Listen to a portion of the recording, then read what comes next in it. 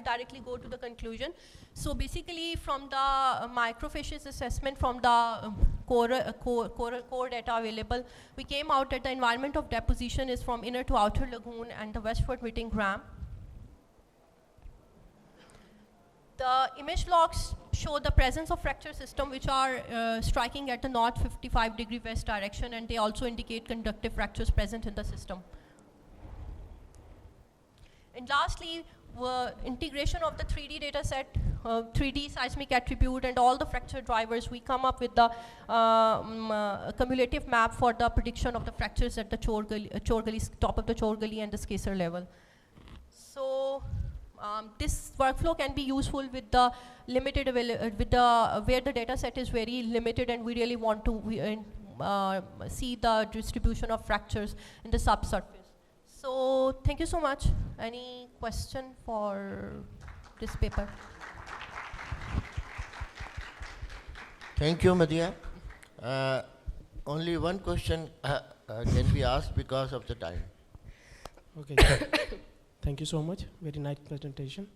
My question is that you presented us that the seismic response extraction, the presence of the faults, where you use these, because in the first one you use the geomechanical input, but where you use these attributes extracted from the seismic.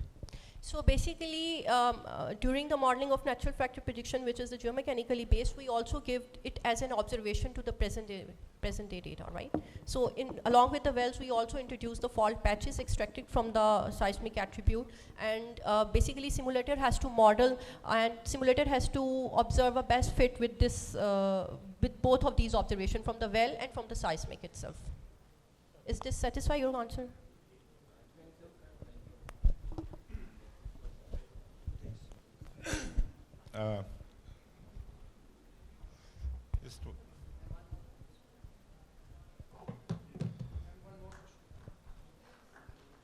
Question का जवाब दे दें. अच्छा, ऐसा है कि the folds and faults they do develop synchronously at the same time. You discriminate between the fractures that are related to the fault and then the fractures that are related to the process of folding. What was the criteria in this whole process? Sorry, I didn't get your point. What was the criteria for discrimination? Yeah, how you were able to correlate the different fractures, that these fractures set belongs to faults and the other belongs to folds. On the basis of what? Because we use two approaches, right? In what approaches? You may know that these two structures, they do develop synchronously. Folding and faulting, they both develop at the same time almost. Yeah, but actually the objective was not to discriminate basically the both of them. The objective was to model the fracture system which was developed based on both of those events, like from the fractures and from the faults and from the folds itself.